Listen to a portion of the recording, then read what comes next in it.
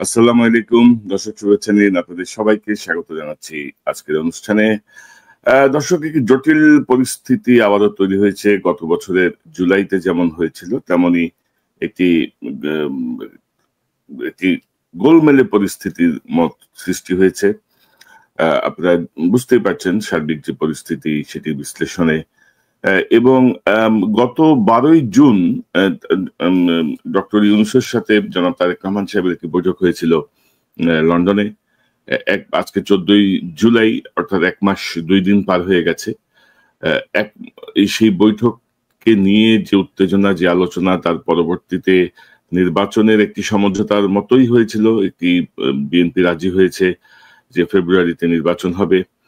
Doctor Yunus ফিরে আসার পরে গত 1 মাসে কোনো উল্লেখযোগ্য কার্যকর কোনো অগ্রগতি আমরা দেখি নাই। সেই একই লটবহর চলছে, সেই একই উপদেষ্টা পরিষদ, সেই একই রকমের কেবল লেথার্জিক কার্যক্রম, ধীরে সুস্থে হেলে দুলে।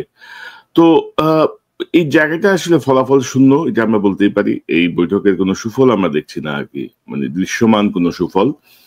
পাশাপাশি বড় শয়তানের ছকে চলছে নীল নকশার বাস্তবায়নের চেষ্টা, নানামুখী খেলা চলছে।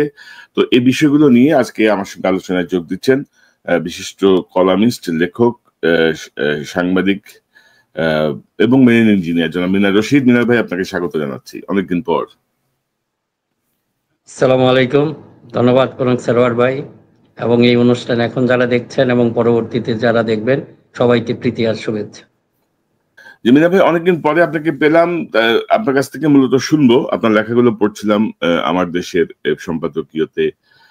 তো কি মনে করেন, ধরেন 1 মাসের যেই ফলাফল আমরা দেখছি, মানে বৈঠকের 1 মাসের ফলাফল, ধরেন ফেব্রুয়ারিতে যদি নির্বাচন হতে হয়, যে গতিশীলতা আসা প্রয়োজন ছিল সরকারের, সেই গতিশীলতার কিছুই আসে নাই। অনেক ধরনের বিষয় এখনো অমীমাংসিত, অনেক রকমের বিষয় এখনো হাতি দেওয়া হয়নি। তো সেই জায়গায় আপনি ফেব্রুয়ারিতে কিভাবে নির্বাচন করবেন? এখন আবার ধরেন যে ঘটনাগুলো ঘটছে, মানে আমরা যেটাকে বলতে যাচ্ছি, বড় শয়তানের ছকে চলছে নীল নকশা বাস্তবায়ন, অর্থাৎ নির্বাচনকে পিছিয়ে দেয়া। আপনি দেখেন যে মিটফোর্ডের একটা ঘটনা ঘটলো 2 দিন আগে, আসলো 2 দিন পরে, এবং এত সুনিপুণ ভাবে একটাই ভিডিও আসছে, আর কোনো ভিডিও কিন্তু আসে নাই। মানে ওই যে মারতেছে বাইরে, একটাই ভিডিও আসছে। তো তার মানে হচ্ছে সেখানে ওই জায়গাটা হয়তো বিশেষ কোনো গোষ্ঠী ঘিরে ছিল, যে ওরাই শুধু ভিডিও করছে, ওরাই সময় মতো ছাড়ছে। এর মধ্যে হাসিনার ব্যাপারে আইজিপি রাজসাক্ষী হয়েছেন, বিবিসি রিপোর্ট করেছে। তো সব মিলিয়ে পরিস্থিতিটা আপনার কাছে কি মনে হয়? ধরেন ধরেন যখন একটা সিরিজ ঘটনা ঘটছে, মিটফোর্ডের ঘটনার পরে খুলনায় একটা ঘটনা ঘটলো, গতকাল দেখলাম আরেকটা ঘটনা। আবার ধরেন যারা এইটাতে উৎসাহী হচ্ছে, যেমন ধরেন এনসিপির ক্ষেত্রেও দেখলাম যে ওই যে 7 লাখ টাকা চাঁদাবাজির একটা ভিডিও ছেড়ে দিছে।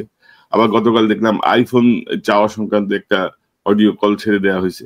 তো সব মিলিয়ে বড় শয়তানের ছক কি বুঝতেছেন আপনি? মানে বড় শয়তান একজন বলা ঠিক হবে না, শয়তান গণ আছে না না না, দেশে বিদেশে। এখানে আসলে অনেকে হয়তো ভুল বুঝতে পারে যে এখানে আসলে একজন শয়তান না, যারা কাজ করতেছে ডেফিনেটলি এটার এগেনস্টে, জাতির সাথে গণতন্ত্রের, জাতির এগেনস্টে, গণতন্ত্রের এগেনস্টে যারাই কাজ করতেছে তাদেরকে আসলে আপনাকে শয়তানি বলতে। আমরা হয়তো শয়তানকে চিনি না, কিন্তু শয়তান আছে সেই অস্তিত্বটা টের পাচ্ছি।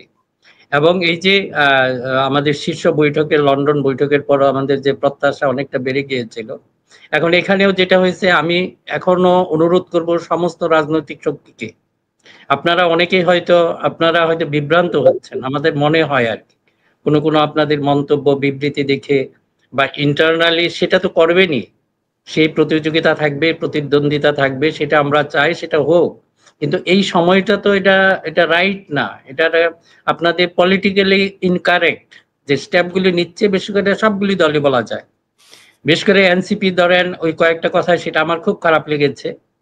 যেরকম আমি তো নাহিদ এদেরকে আমরা পছন্দ করি, আপনার আমাদের সবার সাথে একটা ভালো আন্ডারস্ট্যান্ডিং, তারপরেও সমালোচনা করতে হচ্ছে এই কারণেই যে বলে যে জনগণের সমর্থন না থাকলে, আমি কথাগুলি করে আনছে, দেখেন কিভাবে ঘোলাটে করছে পুরো পানিটাকে, যে জনগণের সমর্থন থাকলে দিল্লিতে যেতে হয় না, লন্ডনে যেতে হয় না।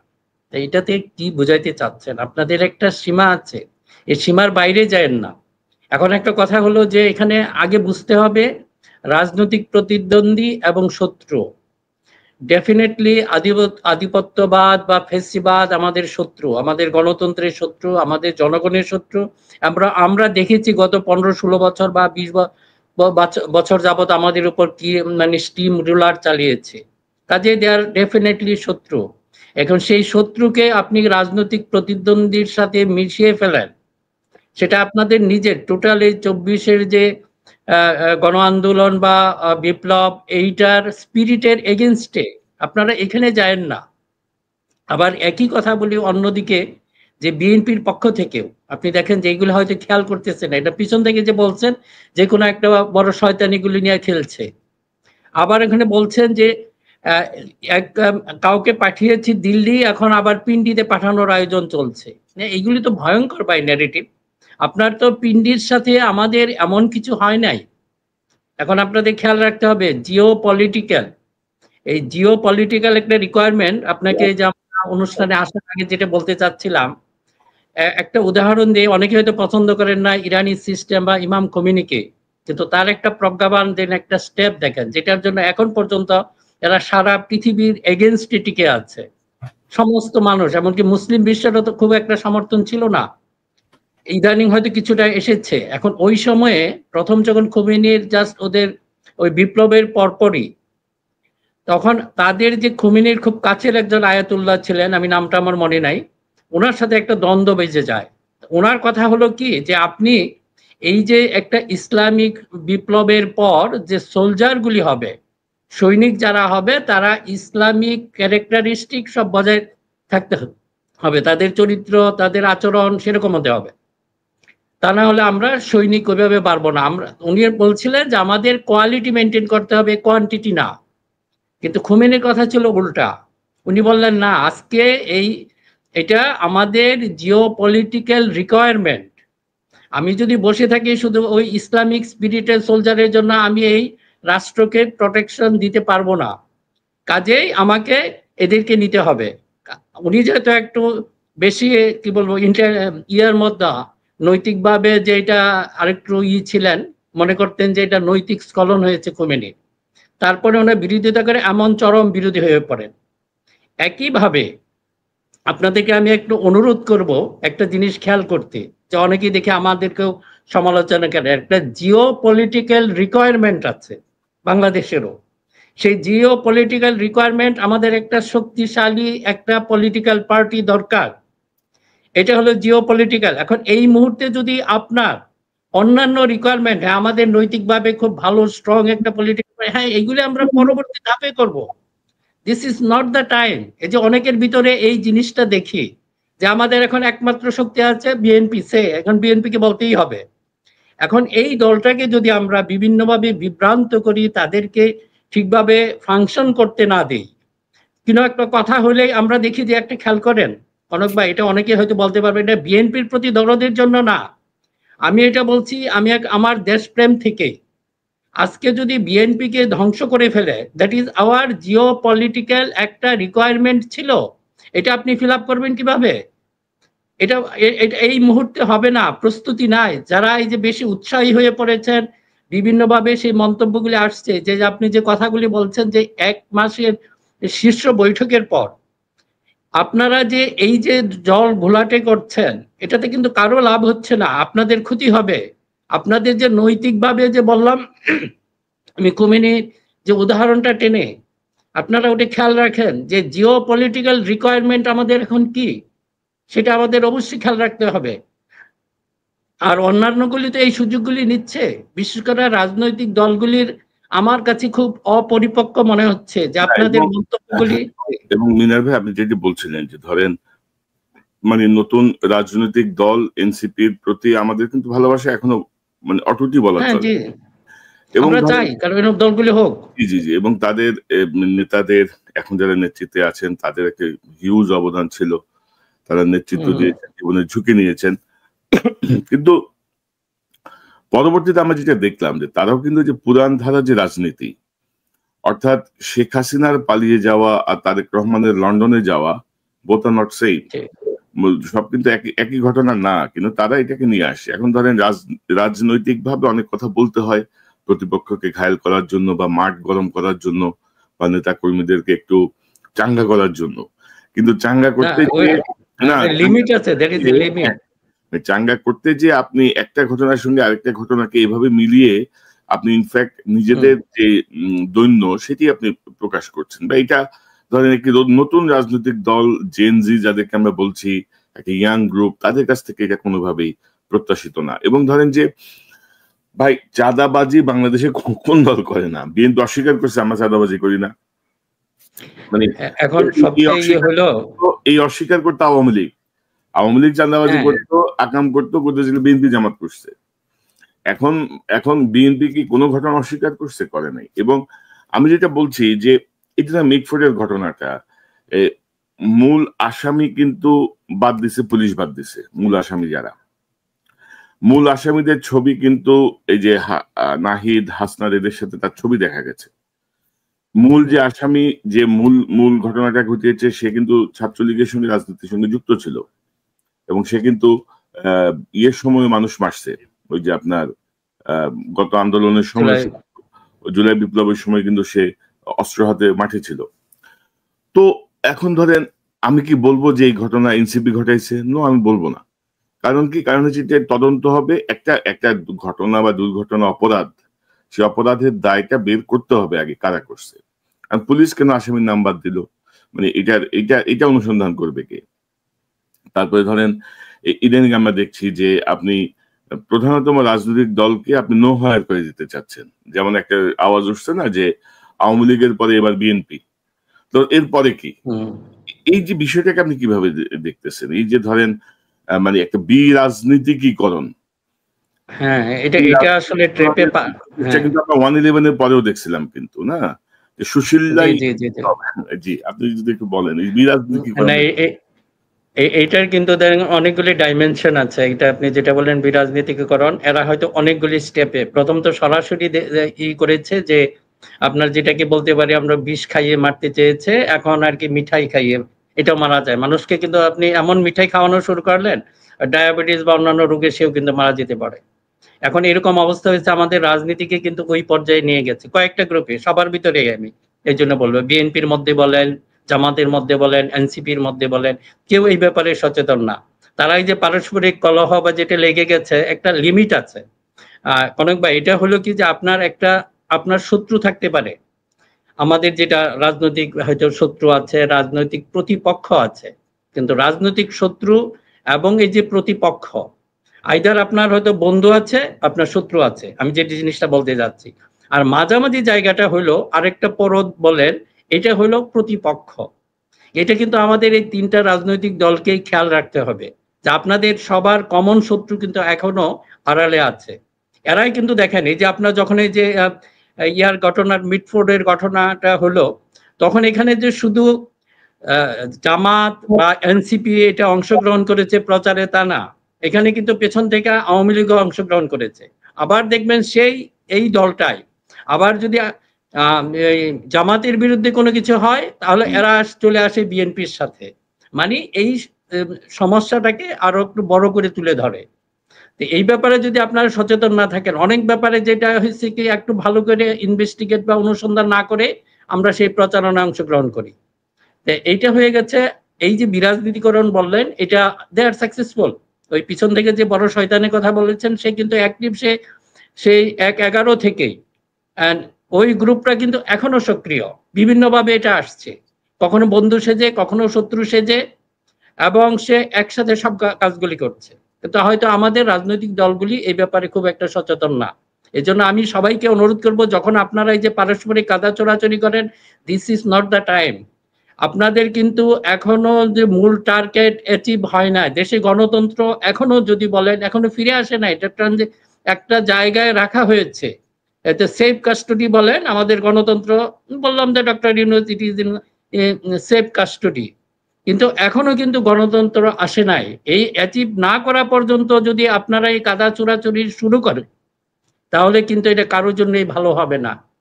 এটা এই কথাটাই। এবং এই জন্যেই আমাদের সবাইকে একটু সাবধান হতে হবে, কারণ বিরাজনীতিকরণের সেই প্রচেষ্টা এখনো বন্ধ হয় নাই।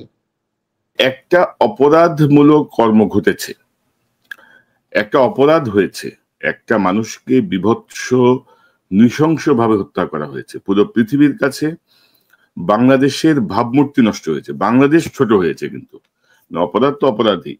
তো এখন ধরেন এই অপরাধের যেই রাজনৈতিক সংশ্লিষ্টতা, সেটি নিয়ে দেখেন একটা ধরনের কামড়াকামড়ি শুরু হয়ে গেছে। কিন্তু এই যে ধরেন এই যে জায়গাটা, প্লাস ধরেন বিশেষত জামাতকে কিন্তু ধরেন সবাই মনে করতো যে অত্যন্ত দল, মানে কি বলবো,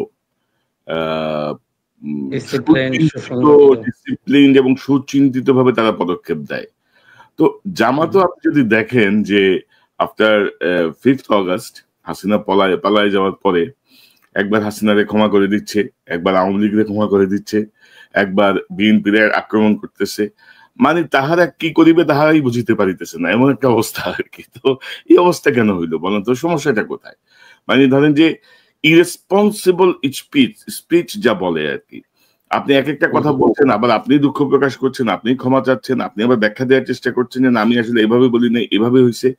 যে বিষয়গুলো কিন্তু জামাতের ক্ষেত্রে আমরা অতীতে দেখি নাই।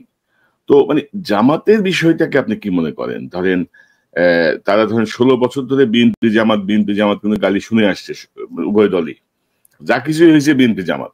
তো সেখানে এসে তাদের মধ্যে একটা প্রচ্ছন্ন বিভাজন। পাশাপাশি জামাতের জায়গাটা আমি যদি বলি যে বর্তমান যে বৈশ্বিক রাজনৈতিক পরিস্থিতি, মানে ইসলামিক রাজনীতি বা ইসলামিক কোন শক্তি যে কোন দেশে যদি কি বলবো শক্তিশালী অবস্থান তৈরি করার চেষ্টা করে, তার কনসিকুয়েন্সেস কি হইতে পারে বর্তমান বিশ্ব প্রেক্ষাপটে? মানে এখানেও তো তাদের মধ্যে কোনো কৌশলী কোনো অবস্থান আমরা দেখছি না। বাংলাদেশের মানুষ ধর্মভীরু, ধর্ম পালন করে, কিন্তু কেউ জামাত বা পীরতন্ত্র বিশ্বাস করে খুবই কম। মানে আপনি হয়তো সোয়াবে আসায় অনেক জায়গায় যেয়ে বসে থাকে, কিন্তু ভোট দেওয়ার সময় তারা তাদের মতো করে সিদ্ধান্ত নিয়ে ভোট দেয়। আপনি একটু যদি বলেন ইসলামিক এই পলিটিক্স। হ্যাঁ, এখন আসলে যে টোটাল এটা আপনার গ্লোবাল থেকে বিচ্ছিন্ন না, যে ইসলামিস্ট বা এটা ধরেন হচ্ছে এখন আন্তর্জাতিক পরিসরে কিছুটা গ্রহণযোগ্যতা আছে। ইনিশিয়ালি যে অবস্থায় ছিল সেই অবস্থায় নাই, এবং এটার মধ্যে কিছুটা অ্যাডজাস্টমেন্টও আছে। যদি আমরা যদি ধরি এখন এগিয়ে আছে ধরেন এরদোগান টার্কির, তারপরে হয়তো মালয়েশিয়ার আনোয়ার ইব্রাহিম, ওনাদেরকে কিন্তু একটা পলিসি আছে, তারা একটু এটা কি বলবো একটু কাস্টমাইজ করে ফেলেছে ইসলামিক মুভমেন্টারে উইথ দ্য ডেমোক্রেটিক নর্মস এর সাথে এবং সাধারণ মানুষের কাছে। এখন মনে করেন যে একটা এই কথাটা আমি আমার গতবারের লেখা এটা উল্লেখ করেছি যে এখন ইসলামিস্টদের মধ্যে একটা বেসিক যে সমস্যাটা এখনো রয়ে গেছে, মানুষের আস্থার জায়গাটা আপনি যেটা বললেন ওটার যে বড় কারণ হলো, মনে করেন ওনার ডেমোক্রেটিক ওয়েতে নির্বাচিত হলো, তাহলে এটা কি ওনারা ইসলামিক বিপ্লব ভাববেন কিনা, এবং পরে যদি পরবর্তী সময় ক্ষমতা ছাড়বেন কিনা ডেমোক্রেটিক ওয়েতে, এই আস্থাটা এখনো কিন্তু ওনারা নিজেরাও সেটা শো করতে পারেন নাই বা এটা কাজ করতে পারেন নাই, এবং একইভাবে মানুষেরও সেই আস্থা এখনো সৃষ্টি হয় না। এই কাজটা ওনাদের করতে হবে। হ্যাঁ, আপনি যদি এখন ডেমোক্রেসির জন্য কোনো সমস্যা নাই, ডেমোক্রেসি এটাকে ইসলামকে থ্রেট মনে করবে না, কিন্তু আপনাকে সেই জায়গায় যেতে হবে যেটা আনোয়ার ইব্রাহিম দেখিয়েছেন কিংবা এরদোগান ওনারাও দেখিয়েছেন। এখন যদি জামাত ওইভাবে যেতে পারে বা অন্যান্য ইসলামী দলগুলি যেতে পারে, আমার তো মনে হয় না কোনো সমস্যা হবে। কাজেই ওনারা এই সমালোচনাগুলিকে, আমি এটা ইয়ার ক্ষেত্রে বললাম যে এগুলি একটু ভেবে দেখা দরকার। আর বর্তমান যেটা ওয়ার্ল্ডে কিন্তু একটা নেগেটিভ ধারণা সেটা আছে, একটা ভীতি আছে, সাধারণ মানুষের একটা ভীতি আছে, কিন্তু আপনাদের অ্যাকশন যদি ওই ভীতিটা আরো বাড়িয়ে দেয়, সেটা তো মনে হয় যে আপনারা আপনার আদর্শের ক্ষেত্রেই কি বলবো যে এক ধরনের বৈপরীত্য দেখিয়েছেন।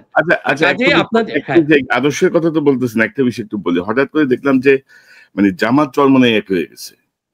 মানে আমার কাছে বিষয়টা ধরেন একটু অবিশ্বাস্যই মনে হচ্ছে আর কি, যে এইটাও দেখতে হবে। আপনার মনে আছে নিশ্চয়ই যে এরশাদ বিরোধী আন্দোলনের সময় হাফিজ হুজুর সাহেবও ট্রাই করছিল সবাইকে এক প্ল্যাটফর্মে আনতে। তখনও কিন্তু ইমান আকিদা বিষয়ের কারণে কিন্তু ইসলামিক দলগুলা কিন্তু দেখেন কোরআন হাদিস সব এক, কিন্তু ইমান আকিদার জায়গায় তারা কিন্তু কেউ কারো বিশ্বাস করে না, মানে এই আসে না আর কি। তো হঠাৎ করে এই যে একীভূত হওয়া, একত্রিত হওয়া, এবং ধরেন যে হাসিনার যে প্রচারণা যে আওয়ামী লীগ না থাকলে বাংলাদেশ জঙ্গি রাষ্ট্র হয়ে যাবে, এবং এখনো ধরেন বিভিন্ন ইস্যুতে যেভাবে আমাদের হেফাজত, আমাদের ইসলামিক দলগুলোকে কিন্তু একটা গ্রুপ ব্যবহার করে, কিন্তু শুধু তাদেরকে মাঠে নামায়, ওই ছবিগুলো পশ্চিমা বিশ্বে পাঠায় যে দেখো অবস্থা বাংলাদেশে।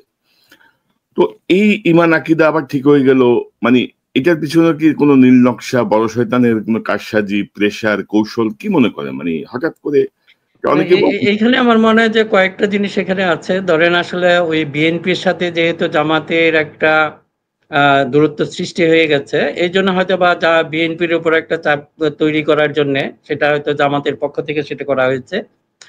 আর চরমনায়ের পক্ষ থেকে, চরমনায়কে যদি আমরা খুব ক্লোজলি স্টাডি করি, ওনাদের অতীত ইতিহাস, তাদের যে আনুগত্য বা তাদের যে তাদের উপর কতটুকু আস্থা রাখা যাবে, এটা মনে হয় না যে জামাতে খুব একটা রাখতে পারবে বা খুব একটা কমফোর্টেবল হবে না।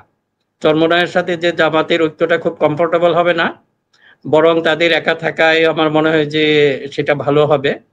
যদিও তারা এটা করছে আপনার কিন্তু ওই ভয়ে, আপনি যে কথাটা বললেন। আর এইগুলি তো পলিটিক্যালি এগুলো তো হতেই পারে, যুগ বিয়োগ হতেই পারে, তাই না?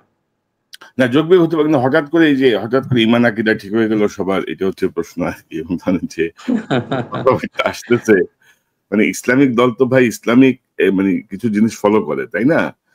মানে ইসলামিক আইডিওলজির জায়গাটায় এতদিন ধরে দেখলাম যে মিল নাই, মিল নাই, ওরা ভুল পথে আছে, হঠাৎ করে এক হয়ে গেল। এগুলো আসলে একটু চিন্তা করার বিষয় আর কি। তো মিনার ভাই, হঠাৎ করে আমরা দেখছি যে ধরেন এই যে মানে আমি কিন্তু বিভিন্ন সময় বলেছি যে সরকার কিন্তু নানা রকম অস্থিতিশীল পরিবেশ সৃষ্টির চেষ্টা করে, মানে কোর্ট করছে, মানে বা করানো হচ্ছে। যেমন ধরেন সচিবালয়ে হঠাৎ করে চাকরির বিধিমালা অধ্যাদেশ, হঠাৎ করে মুক্তিযোদ্ধা অধ্যাদেশ, হঠাৎ করে এটা।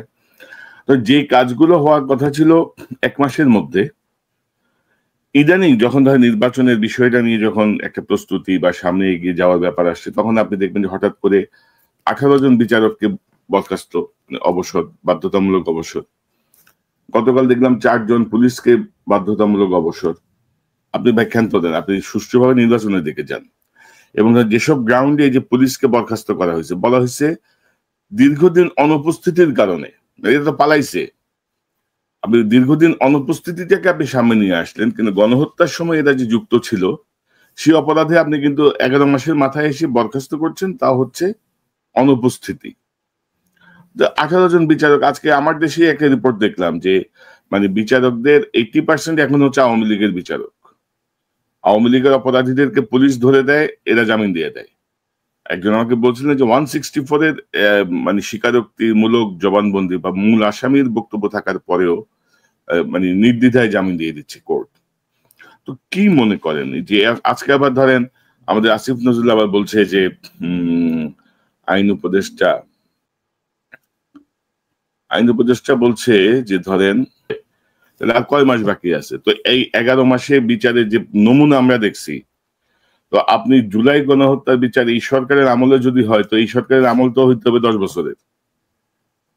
না, এখন আসলে তাদের মূল কাজ যেটা ছিল যে নির্বাচনের দিকে যাওয়া, কিন্তু আমাদের ধরেন একটু সুশীল বলেন বা সাধারণ মানুষের একটা সমর্থন পাওয়াতে এরাও মনে হয় যে এগুলি সব ভুলে গেছে। তো এইটা আলটিমেটলি ক্ষমতার মনে হয় এক ধরনের স্বাদ আছে, কারণ ডক্টর ইউনূসের ভিতর ওনার জন্য এটা খুব একটা কিছু না, কিন্তু বাকিদের জন্য অনেক কিছু। কারণ এরা যতটুকু আমার কাছে যেটা মনে হয়, এটা বললে আবার অনেকেই অপছন্দ করেন, যে এক ধরনের তাদের ওই যে বললাম না, ক্ষমতার স্বাদ পেয়ে গেছে, যেভাবে হোক এটা লম্বা করতে চাচ্ছে, এই ধরনের একটা প্রবণতা আছে। আর আমার মনে হয় এই কারণেই যে পলিটিক্যাল পার্টিগুলির মধ্যে যে এখনো বলেছে, তাদের মধ্যে একটা মিনিমাম আন্ডারস্ট্যান্ডিং থাকা দরকার, কিন্তু ওনারা সবাই জানে না একটা যে বড় শয়তান বললেন যে এদের একটা বিরোধী বিরাট একটা শক্তি কিন্তু এদের পিছনে আছে। এবং এরা যদি সাকসেসফুল হয়ে যায়, এটার জন্য এই দেশের রাজনীতি, দেশের গণতন্ত্র আসলে আরো হুমকির মুখে পড়বে। আমি দেখলাম যে বিএনপির পক্ষ থেকে বিএনপির অ্যাক্টিং চেয়ারম্যান বারবার কিন্তু এটা সতর্ক করছেন, বাকিরা এটা শুনছেন না। ওনারা মনে করতেছেন যে এটা শুধু ওনার জন্যই, এটার জন্য না, সামগ্রিক রাজনীতির জন্যই খারাপ। কাজেই কনক ভাই, আমিও যে জিনিসটা আছে যে আমরা চেষ্টা করি, একটা প্ল্যাটফর্ম আপনার দরকার, বিশেষভাবে আপনার যে প্ল্যাটফর্মটা আছে, এখান থেকে এই মেসেজগুলি যাক। এখন সময় না, ইট ইজ পলিটিক্যালি ইনকারেক্ট এখন এই মুহূর্তে। আপনারা যে কাজগুলি করছেন সবাইকে, আমরা একজন দুইজনকে বললে বাকিরা আবার আগে রেগে যাবে। এই জন্য আবার এই কথাগুলি আবার রিপিট করতে চাচ্ছি যে আপনারা এমন কিছু ভুল করেন না, এটা টাইম না। আপনারা যখন আসলে অ্যাচিভ করে ফেলবেন আপনাদের টার্গেট, পরে করেন একজন, কারণ ক্ষমতায় আসার জন্য তো করতেই হবে, তাই না? এখনই যদি এইটা করেন, এটা একটা ভয়ঙ্কর ভুল হবে। এখন পর্যন্ত নির্বাচনের যে এটা আছে, আমরা ওইটাতেই কনসেন্ট্রেট করি। আমরা যেন এইখানে এই পলিটিক্যাল পার্টিগুলির মধ্যে কোনো ডিফারেন্স কাম্য না। এখন চরমনাই হোক, জামাত হোক, কাজে আমরাও চেষ্টা করি যে এই ডিফারেন্সগুলি আপাতত ভুলে যান। এই ডিফারেন্স ভুলে যায় একটা কমন স্বার্থের দিকে আসতে হবে। সেই কমন স্বার্থ হলো কি, যে কোনো ভাবেই হোক, এই যে এইটা বলবেন বারবার বিএনপিকে একটা হলে বিএনপি নির্বাচনের জন্য এক ধরনের আপনার সৃষ্টি করে দিয়েছে যে তাড়াতাড়ি নির্বাচনে যান, তারপরে যে খাবেন, টাকা খাবেন, কি বলবো, চাঁদাবাজি করবেন, মানে এমন ভাবে করে দিচ্ছে এর এগেনস্ট আপনি বলতে পারেন না। এবং ওই যে বললাম জিও পলিটিক্যাল রিকোয়ারমেন্ট, এই কথাটা আপনারা একটু ভালোভাবে খেয়াল করেন। এইটার জন্যেই আপাতত এই ছোটখাটো যত সমস্যা আছে, জামাতের ৭১-এর সমস্যা, বিএনপির চাঁদাবাজির সমস্যা, চরমোনাইয়ের অন্য সমস্যা বা এনসিপির আরেক সমস্যা, এই সব কিছু ভুলে যান। এখন এই মুহূর্তে দরকার যে মূল জায়গায় আগে ডেমোক্রেসিটা এর রাস্তায় নিয়ে আসেন। এটা যে কোনো মুহূর্তে যদি এটা হয়ে যায়, আমরা কিন্তু ভয়ঙ্কর খাদের মধ্যে পড়ে যাব, ওখান থেকে আর কেউ উঠতে পারবো না। মিনার ভাই, ধরেন ভারতের যেই অবস্থাটা আমরা দেখছি আর কি, ধরেন আমি তো বলবো যে বাংলাদেশের এই ৫৪ বছরের ইতিহাসে মানে শহীদ প্রেসিডেন্ট জিয়াউর রহমানের পরে ডক্টর ইউনূসই ভারতের সাথে চোখে চোখ রেখে কথা বলছে, বা মানে তার যে সেই গার্ডসটা দেখিয়েছে, এর আগে কিন্তু কেউ দেখাইতে পারে নাই, মানে ভারতকে প্রেসারে রাখা। তো সেই জায়গাটায় ধরেন বিএনপি তো ভুল করছেই, আমরা কিন্তু ভারতের জায়গাটা ইদানিং ভুলে যাচ্ছি, এবং হাসিনা যে ওখানে বসে আছে সেটাও ভুলে যাচ্ছি। বাংলাদেশের বহু সেনা কর্মকর্তা, বহু উচ্চপদস্থ গোয়েন্দা কর্মকর্তা ভারতের আশ্রয়ে আছে। তো র কি তাদেরকে এমনি এমনি পুষতেছে? তো র তো এইসব খেলা খেলবেই।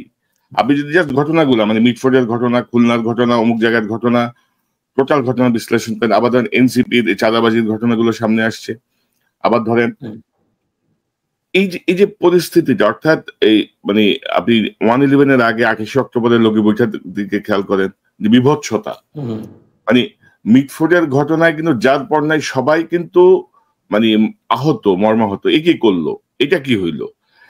প্রাথমিক দায়টা গেল বিএনপির উপরে। ঘটনার প্রকাশিত হওয়া ২ দিন পরে, ঘটনা প্রকাশিত হওয়ার আধা ঘন্টার মধ্যে মিছিল হইলো যে তারেক রহমান জবাব চাই।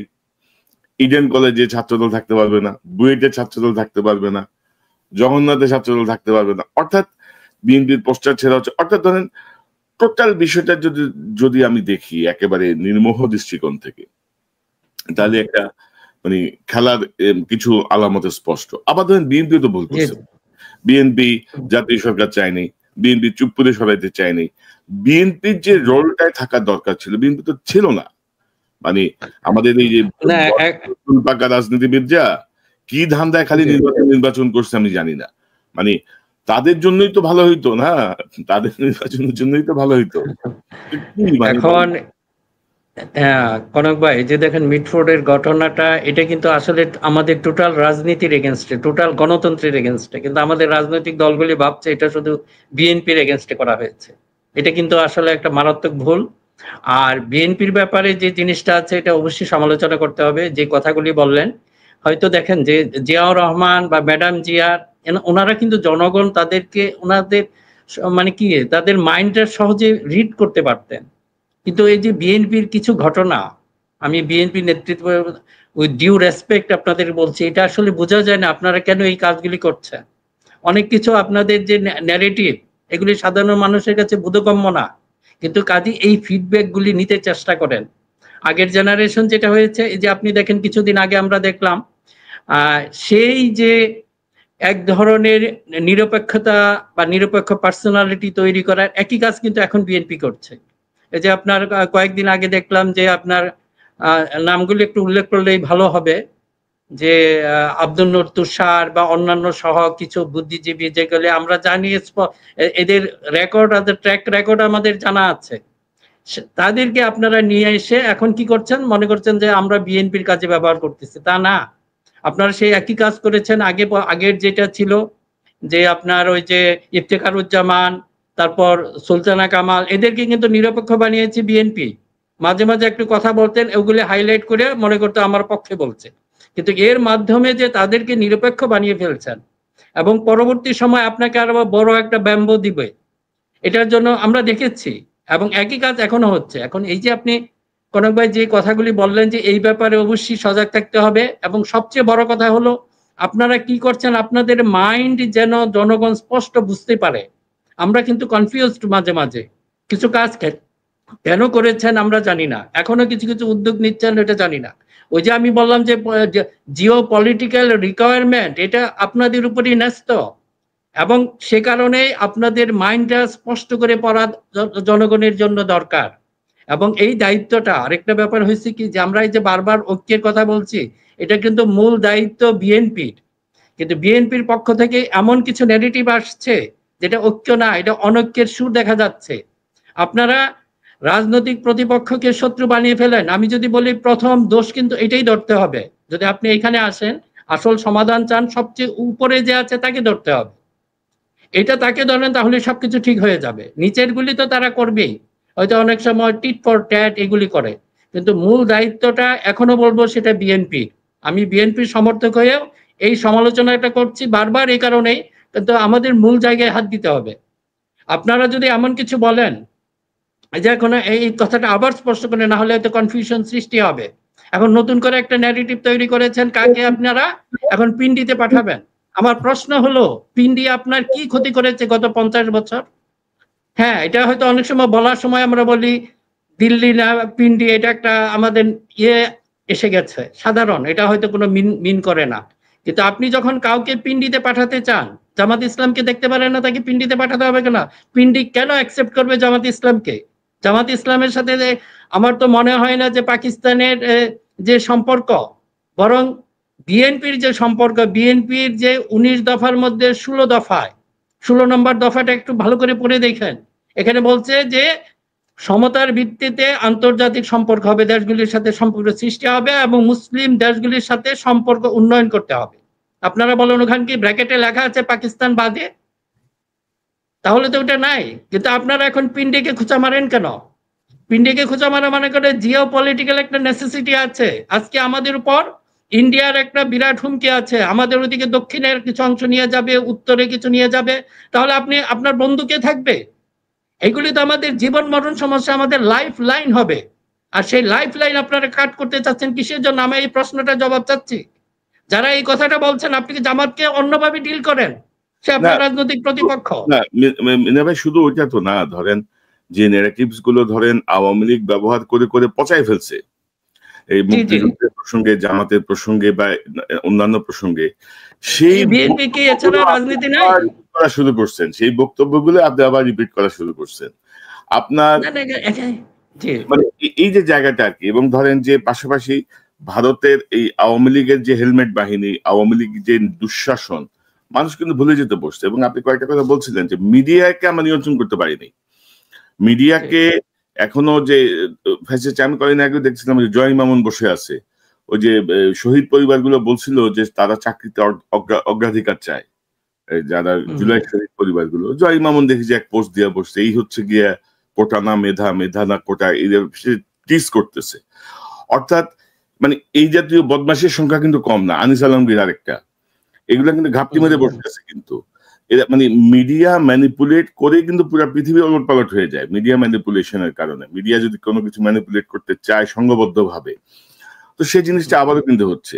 বিএনপির কিছু গর্ধবের দল বিভিন্ন জায়গায় বসে আছে, এগুলা কিছু বুঝেও না, মানে এগুলা কিছু বুঝেও না, লাফাই শুধু। মানে অনেকটা সময় হয় কি যে আমরা আসলে বিএনপির বর্তমান অবস্থার জন্য কিন্তু প্রথম আলো ডেইলি স্টার গ্রুপটা দায়ী। কিন্তু প্রথম আলো ডেইলি স্টার গ্রুপটা, তারা ধরেন যেই ন্যারেটিভস তারা দিচ্ছে, হাওয়া ভবন, তারেক রহমান, সবকিছু মিলায় গত 16 বছরে 17 বছরে আওয়ামী লীগ সেগুলো প্রমাণ করতে পারে নাই, এত এত দুর্দান্ত প্রতাপ নিয়েও। কিন্তু ওই যে ন্যারেটিভস এর জায়গাগুলো, এগুলো নিয়ে ধরেন যখন আমরা কথা বলছি, মির্জা ফখরুল জায়গা বললো যে এটা গণমাধ্যমের উপরে আঘাত হচ্ছে, আমরা গণমাধ্যমের উপরে, অদ্ভুত কাহিনী ভাই, তুমি বুঝো না তো কি এত কথা বলো কেন তুমি ভাই?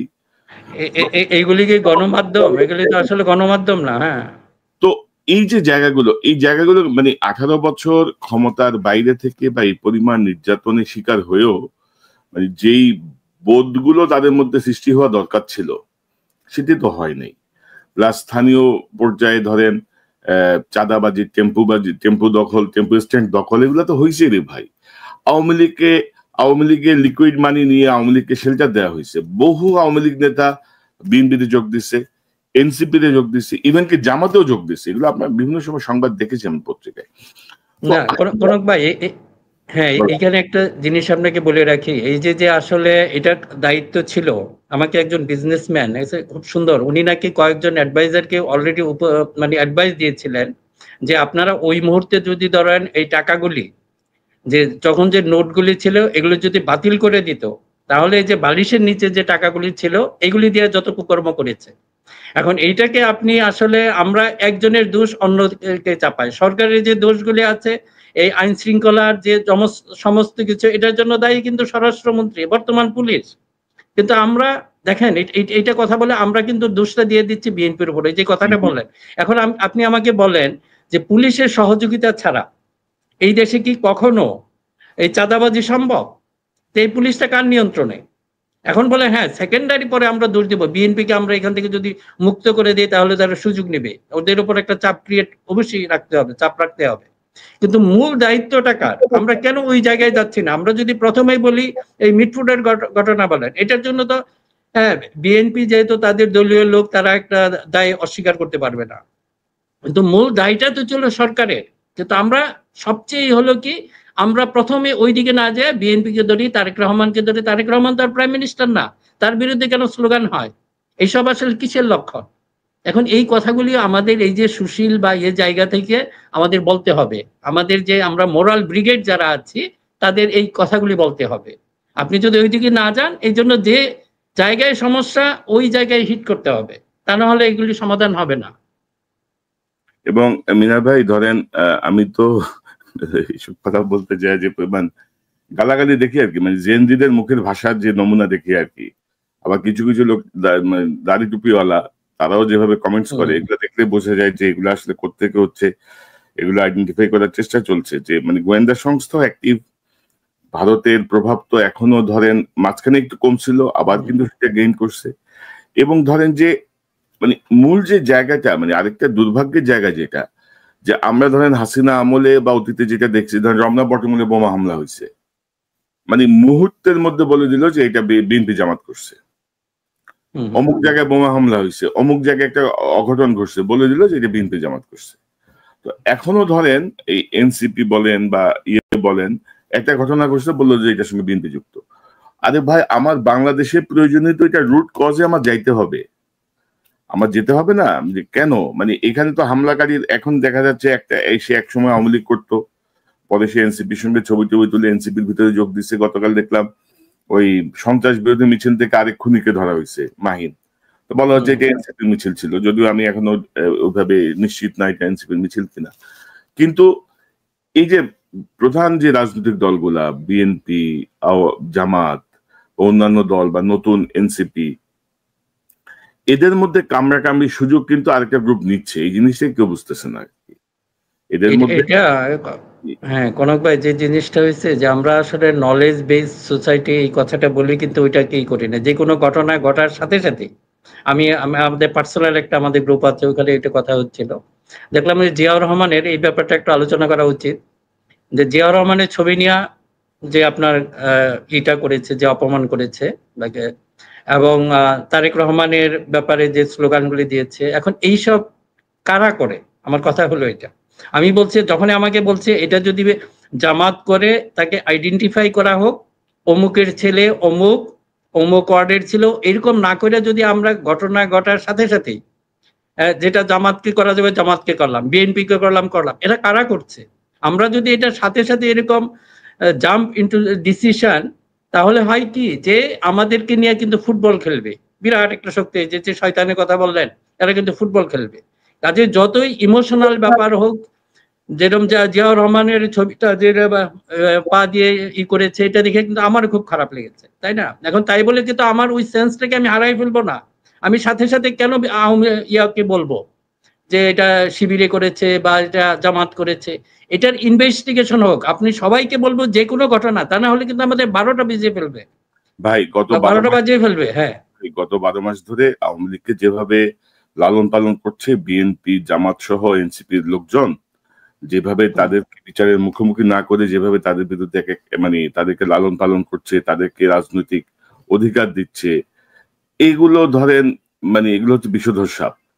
এদের টাকার অভাব নাই, এদের শয়তানি বুদ্ধির অভাব নাই, এবং যার ফলাফল আপনার সামনে আরো আরো আরো ভোগ করতে হবে। তো এই মুহূর্তে আসলে আমাদের করণীয় কি? তারেক রহমান সাহেব দেশে যাওয়ার কথা শুনি, আবার শুনি যাচ্ছেন না, আবার শুনি যাবেন।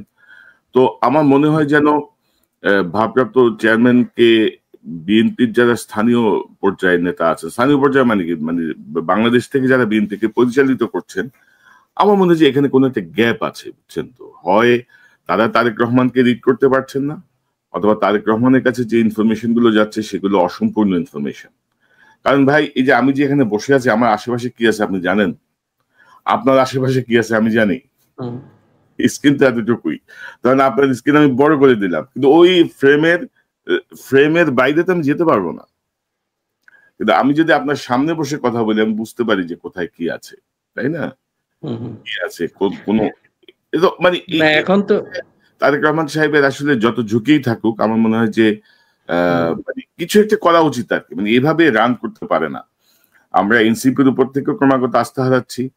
জামাতের ক্ষেত্রে যেই মানে বিচক্ষণ সিদ্ধান্ত নেওয়া দরকার ছিল, জামাতের বর্তমান নেতৃত্ব সেটিতে আমাদেরকে হতাশ করেছেন, এনসিপি হতাশ করেছেন, বিএনপির কিছু নেতা তো হতাশ করছেই ভাই, এটা তো বলার অপেক্ষা রাখে না।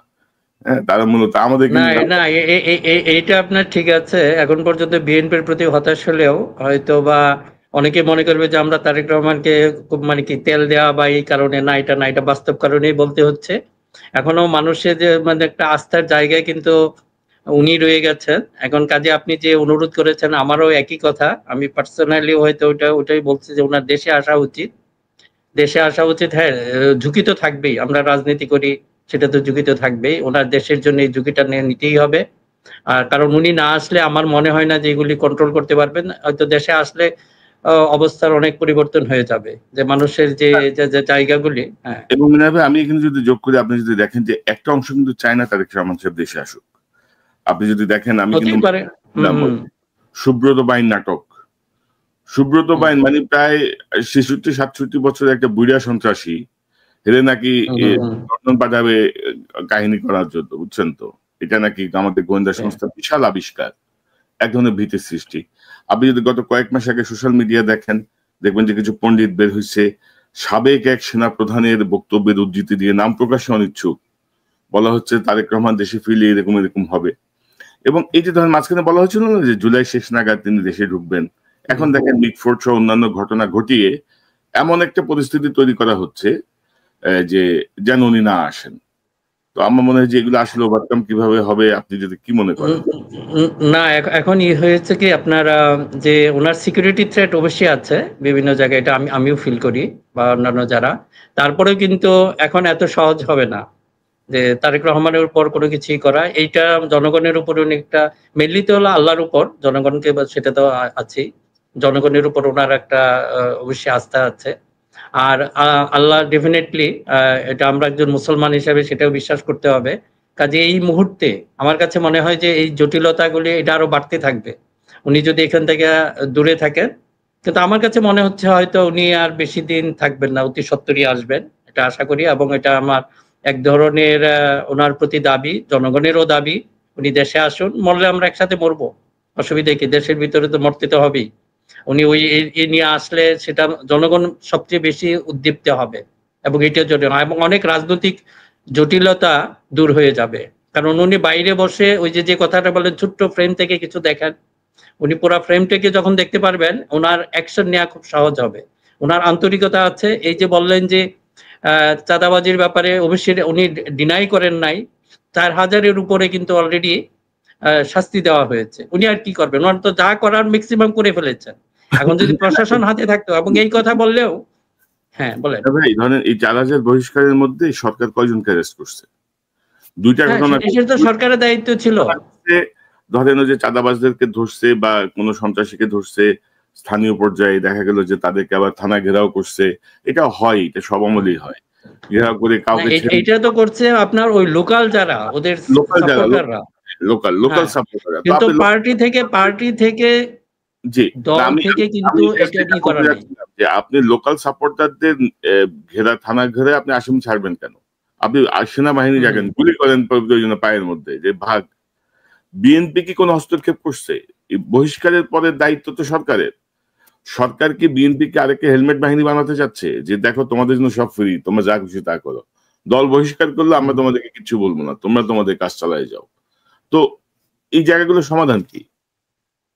না এখন কনক ভাই, যে এই যে জিনিসটা হয়েছে যে আমাদের এটা আমি আবার বললাম যে এই যে টেম্পোবাজি বলেন বা এগুলি বলেন, যে এই যে প্রচারণা যেটা হয়েছে এটা তো সত্যতা অবশ্যই আছে, এবং এটার বিরুদ্ধে যে একটা এটাকে ব্যবহার করা, প্রচারণা না বলে যে এই জিনিসটাকে হয়তো আমাদের শুধুমাত্র যে বিএনপির এগেনস্টে ব্যবহার করা হচ্ছে তা না, আপনারা কিন্তু খেয়াল রাখেন এটা কিন্তু আমাদের টোটাল সামগ্রিক রাজনীতি, আমাদের গণতন্ত্রের এগেনস্টে ব্যবহার করা হচ্ছে। এটা আপনারা বুঝতে পারতেছেন না, যারা মনে করতেছেন এখান থেকে অনেকে হয়তো ফায়দা নিতে চাচ্ছেন, পলিটিক্যাল ফায়দা বা অন্যান্য, এটা কিন্তু একটা মারাত্মক ভুল হবে।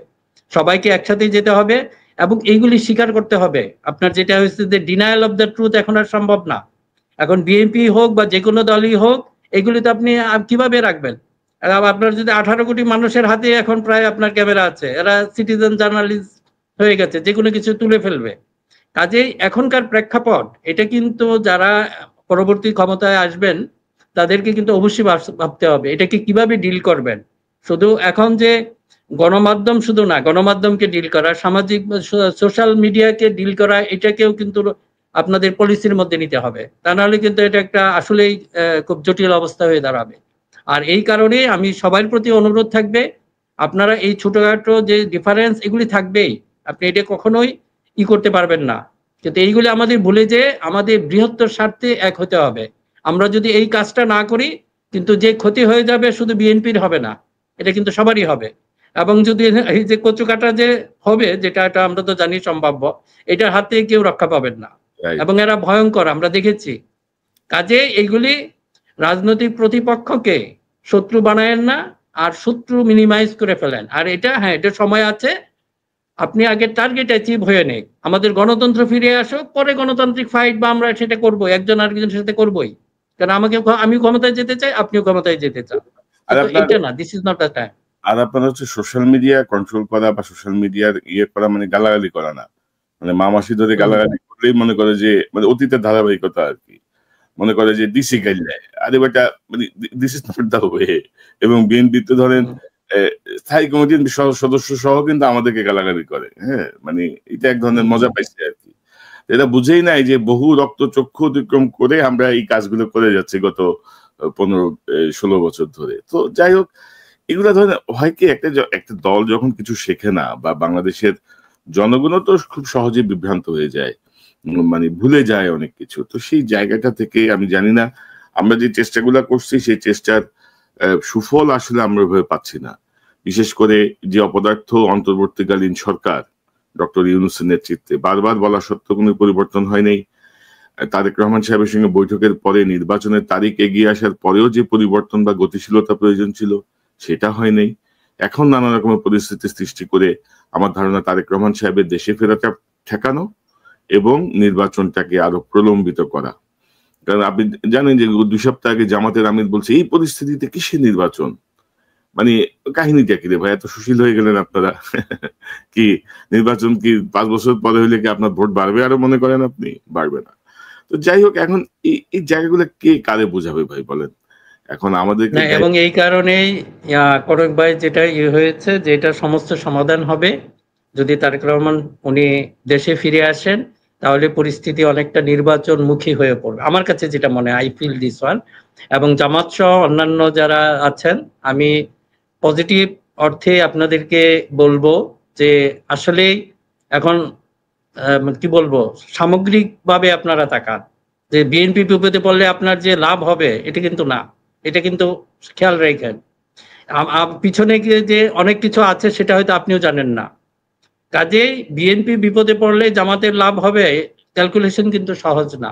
কিংবা এনসিপি লাভ হবে এটা সহজ না, বিপদ সবার একসাথেই আসবে।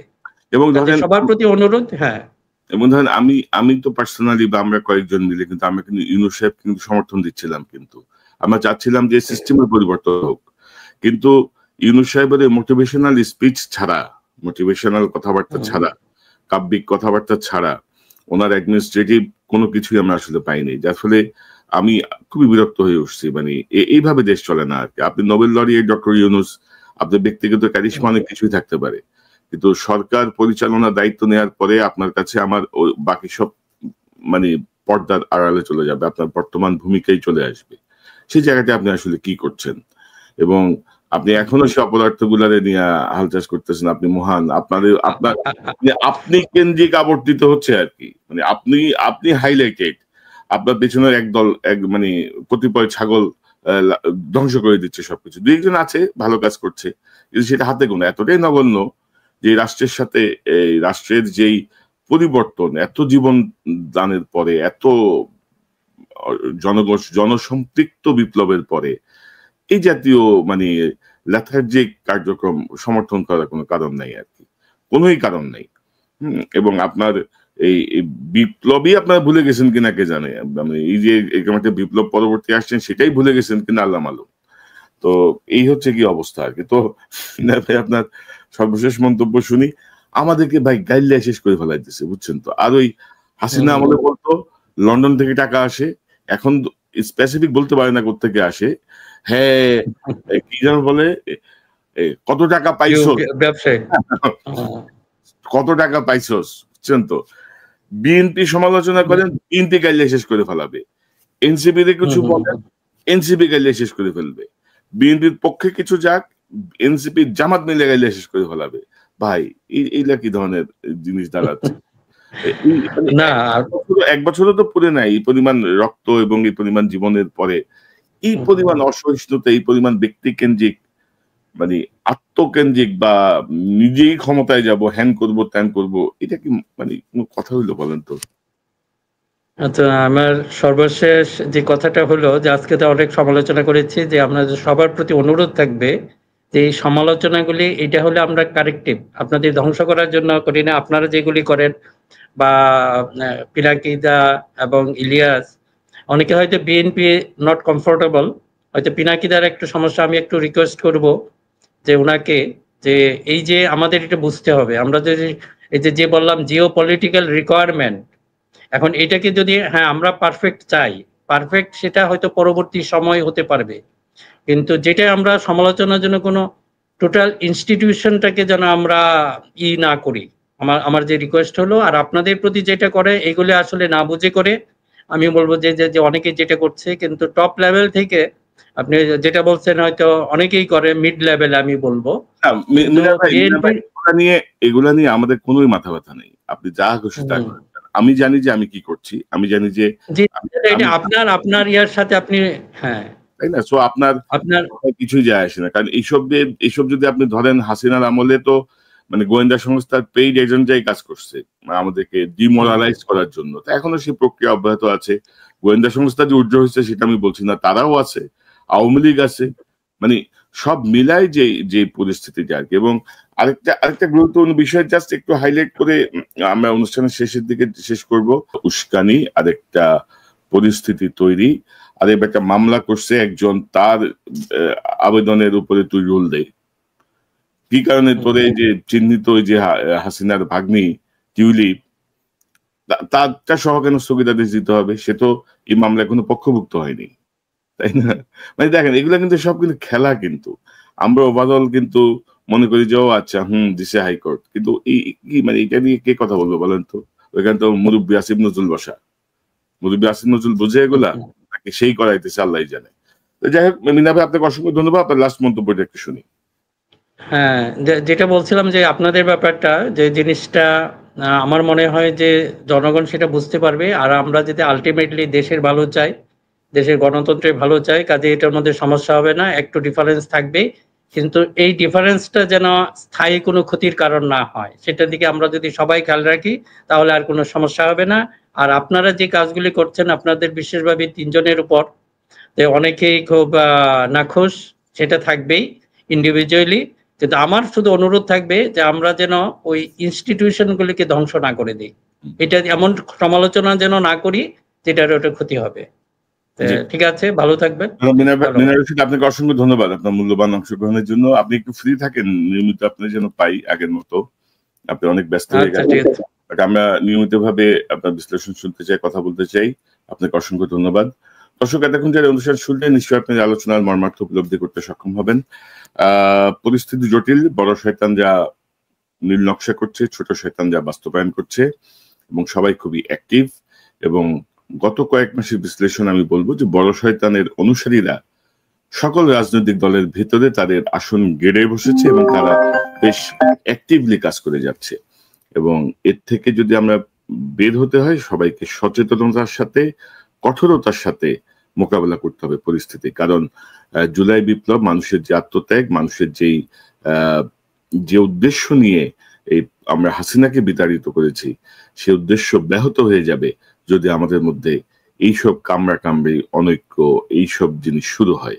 তো আশা করি পরিস্থিতি পর্যবেক্ষণে আছে, আমরা আমাদের পর্যবেক্ষণ তুলে ধরবো। আশা করি আপনারা আপনাদের মতো করে সঠিক সময় সঠিক সিদ্ধান্ত এবং সঠিক অ্যাক্ট আপনারা করতে পারবেন। দর্শকের চ্যানেলটি সাবস্ক্রাইব করে আমাদের পাশে থাকুন। আবারও দেখা হবে ইনশাল্লাহ। আসসালামু আলাইকুম।